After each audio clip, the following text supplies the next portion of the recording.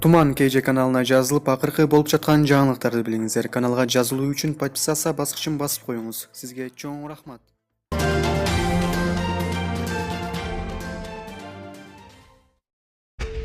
Коңшулар иш кыла алат бекен деп карап калышат. Немис кызы Шиц ислам динин кабыл алып, кыргыз элине келин болду. Талас шаарынын 22 жаштагы тургуну Наталья Шиц ислам динин кабыл алып, кыргыз жигитке турмушка чыгып, келиндик милдетин аткарууда. Турмуш басылмасынын аймактык кабарчысы жубайлардан кабар алды. Наталья айым Манас районунун Талас айылында өскөн 27 жаштагы жолдошу Кубат уулу Нурсултан Талас районунун Талды Булак айылында чоңойгон. Азыр экөө Талас шаарында жашап, мугалим болуп иштеп жатышат. Жубайлар азыр бир уул, бир кыздын ата-энеси болушту. Нурсултан мырза: студент кезде көп ырдачуумун, майрамдык кечилерде сахнадан түшчү эмесмин. Ошентип ырдап жүрүп, келинчеги менен таанышып калгам. Биз мамлекеттик тил күнүнө даярдык көрүп жаткан учурда таанышып калганбыз. Немистер убакытка так болот эмеспи? Саат 12:00 келгиле десе, келинчегим айткан убактысында ошол жерде болуп калыптыр. Мен жарым саат кеч бардым, анан ошол жерден сөзгө тартып таанышып калгам. Башында 2 жыл достук мамиледе болуп жүрдүк. Менин дагы башка дос кыздарым бар болчу, бирок ошолордун арасынан Наталья сурулуп чыкты. Мен башында тамашалап сынай берчүмүн. Ал күлүп эле кутулуп кетчү. Ошол кезде эле мени сыйлап, өзгөчө мамиле жасап, мага ишенчү. Мен дагы жакшы көрүп, ата-энеме эртеле тааныштырдым. Алар терең ойлонгон адамдар, бизге бакыт каалашты. Атам башка улуттан кыз алсаң, каныңар тазарып, балдарыңар акылдуу болот. Бизди сыйлаган эле келин болсо болду деп батасын берген. Дос балдарым дагы аябай колдошуп, Наталья экөөбүздүн үйлөнүп калуубузга салымдарын кошушкан. Экөөбүздүн мамилебиз акырындык менен сүйүү сезимине айланды. Жубайым кыргыз тилин жакшы түшүнчү, бирок өткөн чак, учур чактан көп адашчу. Азыр үйрөнүп калды. Экөөбүз 2015-жылы 5-август күнү баш коштук. Эң кызыгы, артынан кыз кууп, кайынатам жана чоң кайыненем келишти. Чоң кайыненем өтө акылман адам, кууп келип бизге бакыт каалап кеткен. Той кыргыздын каада салты менен башталган. Өзгөчө коңшуларыбызга кызык болгон. Башка улуттан келин алыптыр деген сөз башкача угулуп, келинчегимди көргөнгө аябай кызыгышчу. Ошол адамдардын баталары менен бактылуу жашап жатабыз. Үйдө атамды айылдаштары немис деп коет, анткени немистерде убакытка так. Келин экөө окшош, кайсыл жерге болбосун өз убактыларына барып калышат.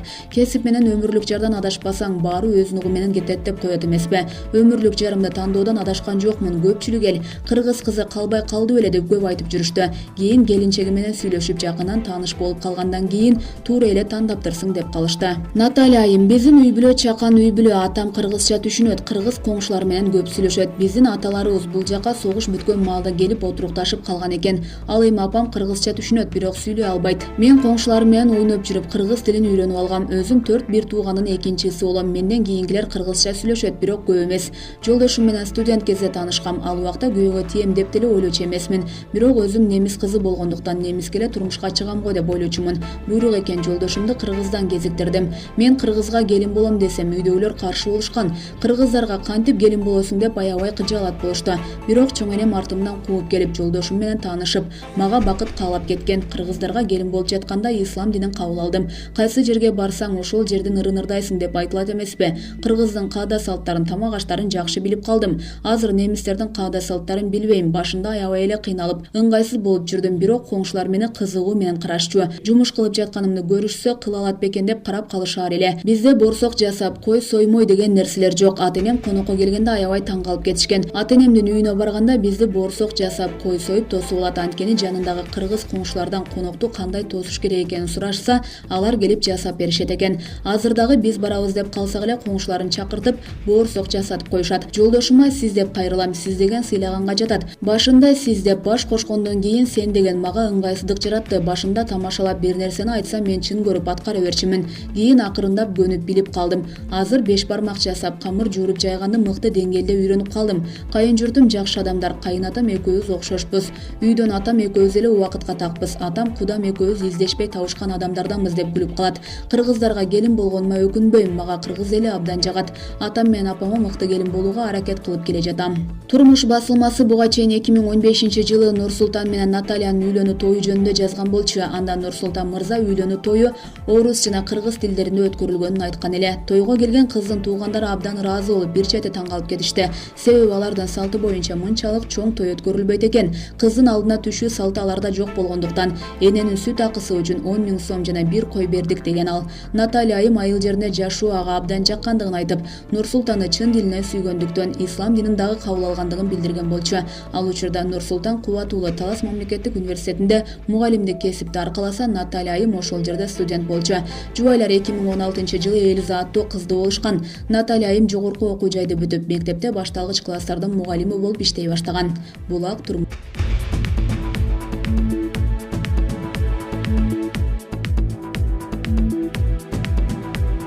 Оору курбулардын тойлорундагы депрессиялар, шал оорусу менен алышкан Алмакан айымдын каармандыгы. Ноокат районуна караштуу Кулатов айылынын 43 жаштагы тургуну Таштемир кызы Алмакан бала кезинен бери шал оорусу менен алышып келе жатканына карабай, чыгармачылык менен да алектенүүдө. Аймактык кабарчы аны менен таанышты. Төрөлгөндөн эле шал деген диагноз менен тике туруп баскан жокмун. Ата-энемдин алып барбаган дарыгери калбады. Акыры өзүм да тажап басуудан үмүтүмдү үзбөсөм да жалгыз Аллахка ишенип жашоону чечтим. Башкача айтканда 17 жашымдан тарта ар каникул сайын дарыгерлерге каттай берүүнү токтоттум. Мектепти 11 класска чейин толук окуп бүтүрдүм. Ден соолугума байланыштуу өзүмдөн 3 жаш кичүүлөр менен окудум. Жаным кыйналса же жүрөгүм бир нерседен капа тартса ыр жазам. 13 жашымдан тарта ыр жазып, калем менен кагазга өз сырларымды бөлүшчү болдум. Бирок ырларымды эч кимге көрсөтчү эмесмин. Бара-бара кыргыз тилчи мугалимим байкап калып, мектеп ичинде уюшулган ийримге катышып, талантымды башка мектептегилер да байкап, баа бере башташты. Менин ырларымды үзбөй окуп келген апамдын сиңдиси мени бир акын эже менен тааныштырды. Акын Уулбүбө Кабылова эже өзү демөөрчү болуп, менин ырларым, менин өмүрүм аттуу ырлар жыйнагымды чыгарып берди. Бул менин эң кубанычтуу күнүм болду. Мен ошондо чыныгы күндүн жарыгын сезип билдим. Акындык наамын жогорудан албасам да, ошол окурмандарымдан алдым. Ошол менин ийгилигим. Курбуларым турмушка чыккан сайын жалгыз калчуудай сезчүмүн. Эс тартканын эле балдак менен басканым үчүн мен өзүмдү жарымжан сезчү эмесмин. Классташ балдар кыздар менен тең ойноп, тең жүрчүмүн. Алар барган кечелерге, туулган күндөргө чогуу барып жүрө берчимин. Менде депрессия, курбу кыздарым турмушка чыгып, өзүм жалгыз кала баштаганда болду.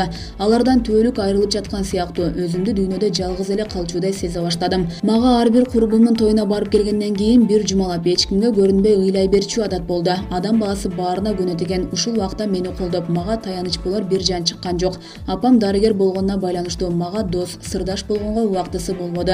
Иним менен 5 жаш кичүү болгондуктан аны менен сырдашчу эмесмин. Кантсе да эне жүрөгү сезет экен чиркин. Мен 25 жашка чыкканда апам мага сиңдимди белек кылды.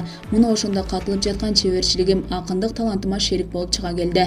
Жылдар бою сиңдимдин чоңоюшун карап, аны менен алек болуп убакыт өткөнүн сезбептирмин. Тойдо бийге тарткан жигитти элестетсем боорум ооруйт. Бир курбумдун тою болуп, тойдо отурсам бир жигит бийге тартты. Бийлей албайм десем такыр көнчүдө эмес. Анан жанымда турган балдагымды карматып койдум. Эмне айтаарын билбей, бир саат жанымдан жылбай үн сөзсүз отуруп калды. Ал жигиттин абалын азыр элестетсем боорум ооруйт. Кол өнөрчүлүктү башкаларга да үйрөтсөм дейм. Сайма сайып токуу менин бир тараптан кесибим болсо, бир тараптан хоббим. Келечекте колумдан келген чеберчилигимде үйдөн чыга албай жашоодон үмүт үзүп, колумдан эч нерсе келбейт деп жашап жаткан кыздарга үйрөтсөм дейм. Экинчи максатым дагы далай китептерим чыгып, кыргыз эл акыны болуп, артымдан туяк калбаса да атымдын калышын каалайм. Акын, чебер, бийкеч, үй бүлөдө 3-1 туугандын улуусу. Булак турмуш кей.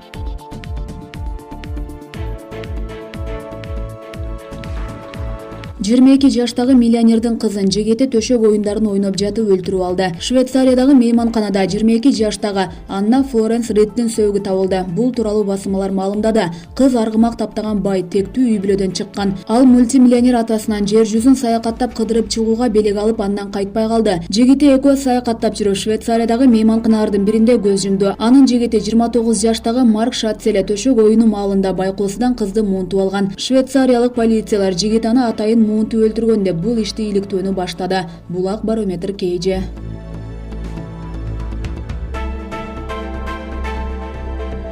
Неламайым айгүлгүлү. Баткендик жигит соц тармакты жарды. Баткендеги уникалдуу айгүлгүлүн кооруп, тоо башында конокторго 3 тилде кайрылган жигит интернет жылдызына айланды. Видеону көрүп бир жылмайып алыңыз. Өзүңүздөрдүн коопсуздугуңуздарды сактаңыздар, айгүлгүлүнү жулбаңыздар жана кайрыбаңыздар.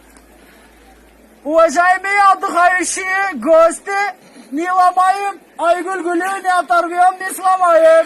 Штраф из 5 до 7 тысяч сомов. Когда спускаетесь вниз, сохраняйте меры безопасности. Нам нужно ваше здоровье. Как приехали, так уезжайте. Английский? На английском языке теперь. Good morning, teacher. Welcome to Kyrgyzstan. Who are you, right? Stand up. Sit down, please.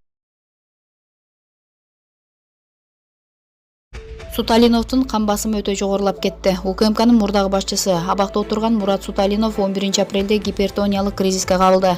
Ошондон улам дарыгер ага кечеги соттук отурумга барууга уруксат берген эмес. Бул тууралуу жазаларды аткаруу мамлекеттик кызматынан кабарлашты.